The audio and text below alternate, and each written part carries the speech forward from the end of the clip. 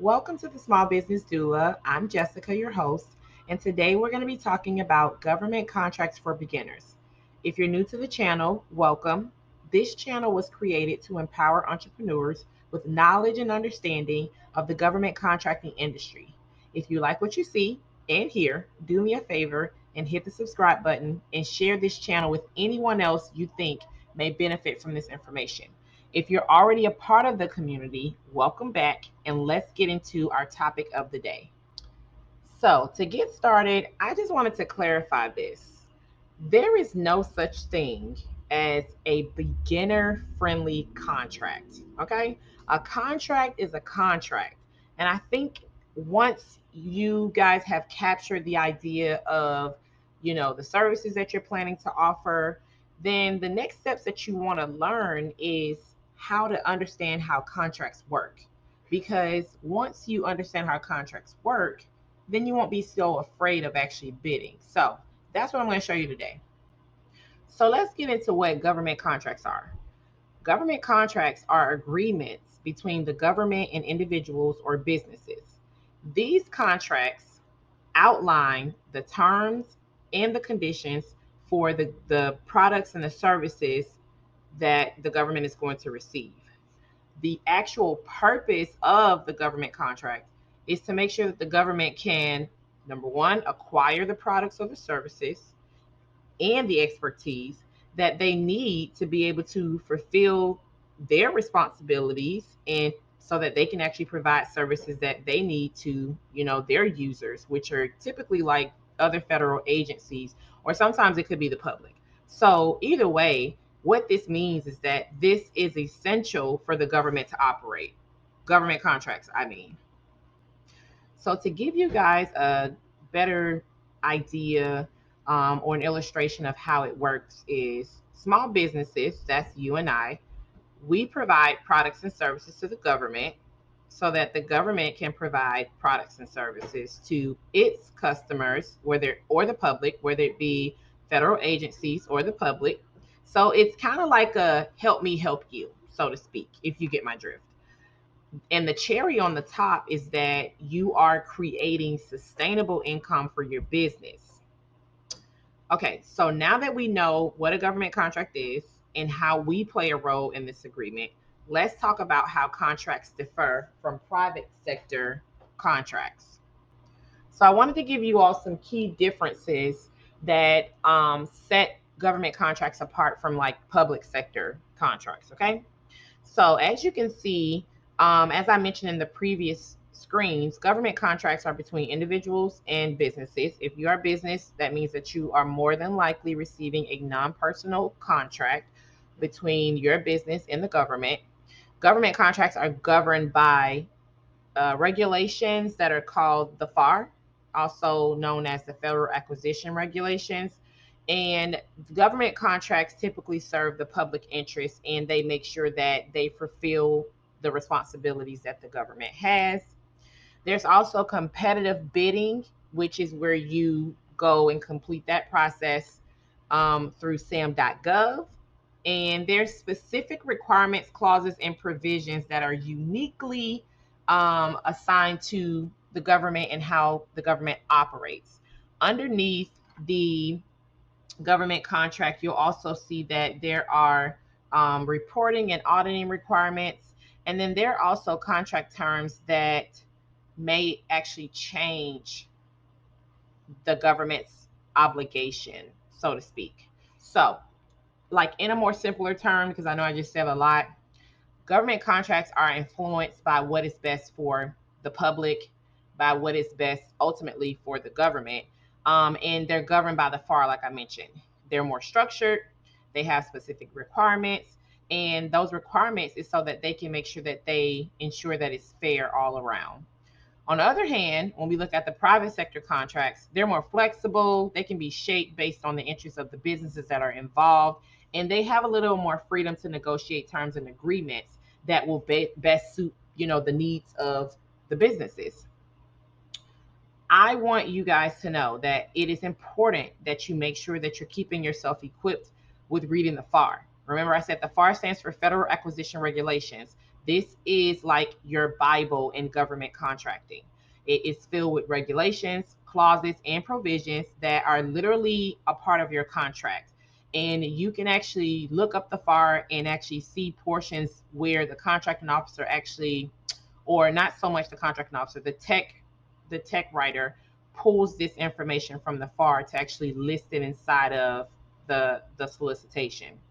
So it's important that you equip yourself and become knowledgeable of what is listed in the regulations, because they're governed by the government to hold them accountable, but it's to hold you as the contractor accountable as well.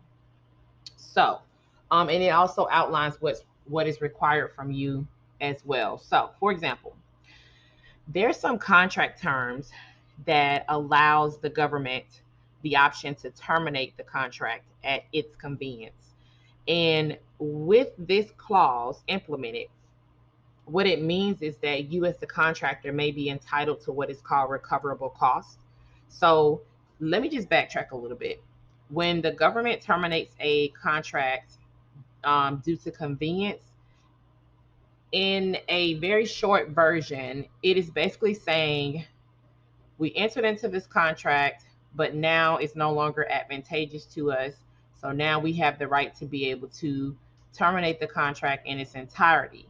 But with this privilege that the government has, they now have are responsible for reimbursing you as the contractor with what is called recoverable costs. The FAR talks about all of this, but if you're not aware, and let's say your contract is terminated due to convenience, then you would potentially walk away from that contract not recouping the costs that were incurred underneath that contract. So it's important that you know these things, because most contracting officers are not going to tell you that, hey, you can get recoverable costs or you can do a request for equitable adjustment. Most big corporations, they know because they have attorneys that they have on retainer. But as a small business, we most likely don't have this information, and we also most likely don't have an attorney on retainer. So these are things that kind of go over our head, but we have a right as a contractor to recouping these recoverable costs.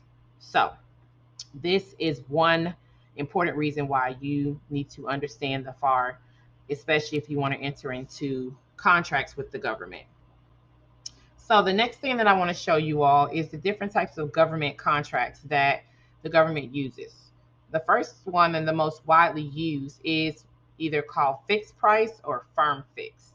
These contracts are used when the government has an understanding of like what they need, what their requirements are, what their associated costs are going to be. The project has well-defined deliverables, and there's really no unforeseen changes that's going to happen in the future. If there are, they're limited. So with a firm fix, you're asked to give an all-inclusive rate to the government, and that includes labor, support, materials, pretty much anything and everything that it would cost for you to operate or to provide this product or service. You would wrap that up in one inclusive rate to the government. These are typical, and they work best with the government because they lower the risk for the government. All right. The next one that you may see is called a cost reimbursement contract. And these contracts are used when the government needs flexibility in their terms. And it can also be when the project involves like some complex requirements. They don't really know what they are looking for. So they may use a cost reimbursement. And they use this on projects that are difficult to have an estimate up front, or when there's a need for ongoing government oversight and involvement. So what they'll do is just reimburse you for what they like to call allowable cost. And that's typically what you would see under this type of contract type. Now, the third contract type is time and materials. These contracts basically combine a firm fix and a cost reimbursement together. They specify an hourly or a daily rate for labor, and they also include the cost of materials that will be used. These are commonly used when the project specifics are expected to change over time, or when there's a need for flexibility in like their resources, like allocating their resources. So that's another one that you may see. The fourth one is one that is also widely used as well. It's called an IDIQ, but it stands for indefinite delivery, indefinite quantity. These are my favorite, that and firm fix. But these contracts provide you with an indefinite quantity of supplies or services be delivered over a set period of time.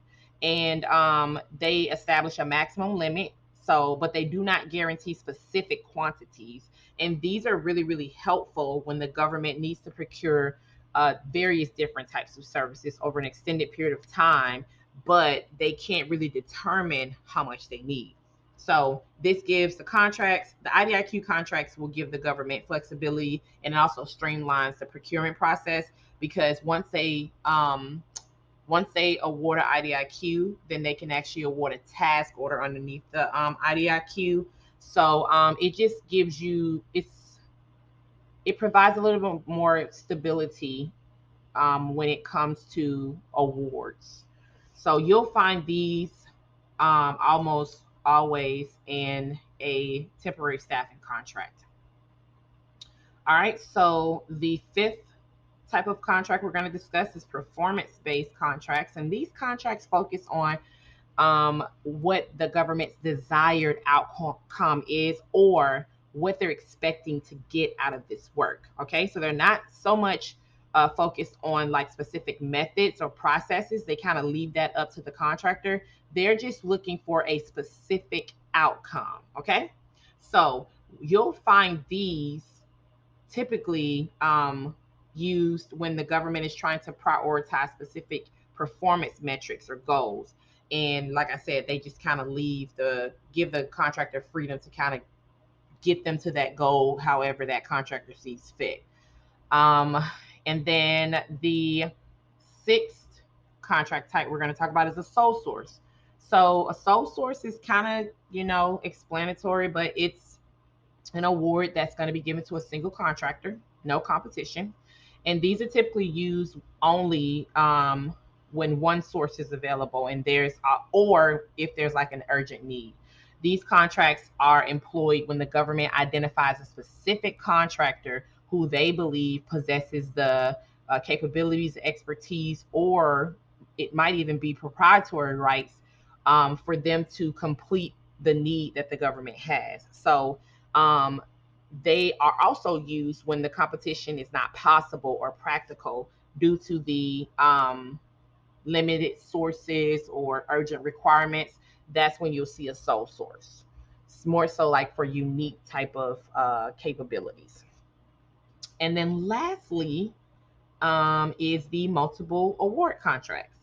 These contracts are awarded to multiple contractors through a competitive process, and they establish a pool of pre-qualified contractors from which they issue out individual task orders. And these contracts are utilized when the government wants to establish a pool of pre-qualified contractors for a specific service or supplies. They also offer the government with flexibility in being able to select certain contractors for different individual task orders, and they do that based off of factors like price, performance, or specific requirements. Okay, and that concludes part one of our series on government contracts for beginners. I hope that the information shared here has provided you with a better understanding of how government contracts work. So remember to hit that subscribe button so you don't miss out on part two, which will be released very soon. If you have any further questions or need clarification on anything that I discussed during this video, feel free to reach out to me through email. I can be reached at sbdoula@gmail.com. Remember, I'm always here to help. And also, for those of you who are looking to dive a little deeper into bidding, I do have some exciting news coming up. I'm going to be launching a group coaching program that's going to be designed specifically for you. So if you want to be added to the interest list, just send me an email as well at sbdoula@gmail.com. Thank you for watching today, and I'll see you in the next video.